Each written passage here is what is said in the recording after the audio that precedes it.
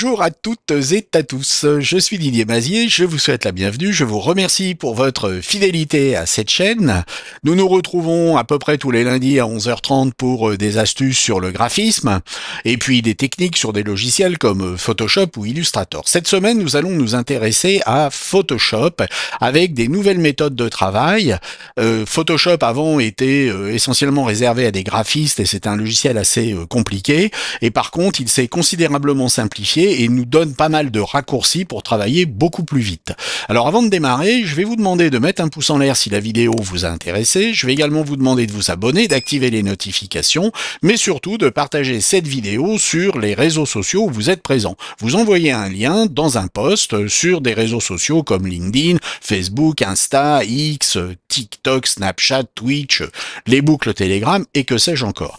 Alors, quelle est la nature du problème? Il s'agit ici d'un exercice classique. Nous avons cette photo avec deux mains qui tiennent un casque audio et nous voulons remplacer le fond par cette image d'une salle de concert. Donc on pourrait travailler avec les méthodes traditionnelles que nous connaissons bien, mais nous allons nous intéresser aux nouvelles méthodes opérationnelles de Photoshop qui vont être beaucoup plus rapides et qui vont être beaucoup plus simples. Néanmoins, il y a quand même du travail, donc on va s'y mettre sans plus tarder.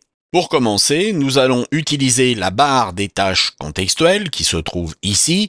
Si elle était masquée, vous pourriez la retrouver dans le menu fenêtre tout en bas, barre des tâches contextuelles. Alors nous allons commencer par supprimer l'arrière-plan. Après un léger temps de travail, vous constatez que notre arrière-plan, d'une part, a été transformé en calque et que d'autre part, un masque cache l'arrière-plan. Là où c'est noir, on ne voit pas ce qu'il y a sur la photo. Là où c'est blanc, on voit ce qu'il y a sur la photo. Et alors ce qui est intéressant, c'est que nous allons pouvoir maintenant, toujours avec cette barre des tâches contextuelles, soit générer un arrière-plan, mais franchement, l'intelligence artificielle va nous sortir des choses qui ne sont pas forcément intéressantes et nous allons perdre du temps, soit directement importer un arrière-plan, et vous l'avez deviné, c'est l'image que nous avions préparée. Nous allons localiser notre image et nous allons l'importer. Elle va se positionner directement au centre de notre image et nous allons pouvoir ici l'agrandir parce qu'elle a une résolution qui est suffisante. Attention, si vous augmentez la taille d'une image avec une résolution insuffisante, la qualité sera perdue. Et nous avons placé notre salle de concert derrière notre casque audio. Mais vous constatez que cette fusion n'est pas miraculeuse. On voit bien ici le liseré sur le casque et puis nous voudrions que cette fusion soit beaucoup plus naturelle. Alors tout simplement, nous allons activer notre calque 0 sur lequel se trouve notre casque. Et nous allons activer le panneau des propriétés. Je vous rappelle que cette disposition de tous les panneaux à gauche,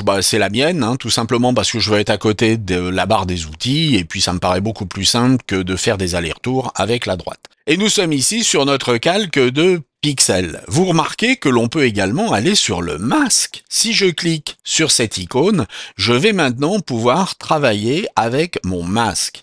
Alors je vais pouvoir sélectionner un masque, en l'occurrence mon masque de fusion, et je peux effectuer des modifications, notamment avec un contour progressif. Mais là, le résultat va à l'encontre de ce que je veux obtenir. Je vais donc cliquer sur sélectionner et masquer, qui va ouvrir une interface que vous connaissez parce qu'elle existait au préalable, et je vais maintenant effectuer des réglages de façon à améliorer ma fusion. Bien entendu, ces réglages vont varier en fonction du type d'image que vous fusionnez, mais ici, je peux me baser sur une amélioration qui est basée sur l'objet, ou une amélioration qui serait basée sur la couleur. Donc j'aboutirai à un contour différent. En ce qui me concerne, c'est plutôt l'objet qui m'intéresse. Je vais donc rester sur cette option. Et je vais, dans un premier temps, tout simplement modifier le rayon de détection des contours. Et vous voyez que mon liseré a disparu. Alors je vais pouvoir améliorer globalement cet élément en augmentant légèrement l'arrondi et je peux effectuer également un léger contour progressif en faisant quand même attention de ne pas y aller trop fort. Je peux aussi faire un décalage du contour vers l'intérieur de mon masque. N'oubliez pas que l'on peut décontaminer les contours et là c'est encore mieux parce que vous voyez que je n'ai plus les effets de couleur sur les bords du casque et je vais choisir la sortie. Nouveau calque avec masse de fusion, ça me paraît très bien. Si je reviens dans mes calques, vous remarquez que le calque initial est toujours là. Les réglages que j'ai effectués ne sont donc pas destructifs parce que je pourrais repartir de mon calque 0 et je vais maintenant pouvoir travailler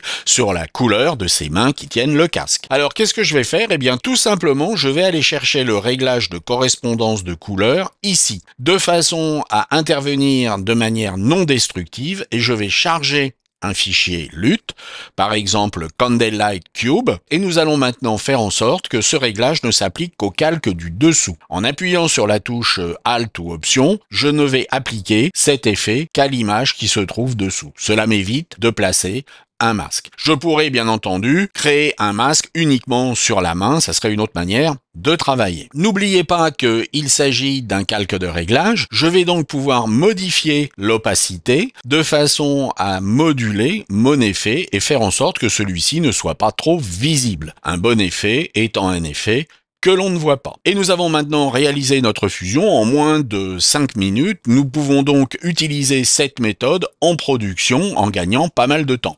Si donc on tient en compte le fait qu'aujourd'hui les budgets de production sont généralement en train de se rétrécir de façon considérable, vous allez pouvoir fonctionner beaucoup plus vite et vous allez donc pouvoir être compétitif. Alors attention toutefois à ne pas trop baisser vos prix parce que si vous avez des astuces pour travailler plus vite, c'est parce que vous avez investi du temps pour apprendre ces astuces. Donc pensez à les valoriser. J'espère que cela vous a intéressé et puis je vous dis à la semaine prochaine. Au revoir.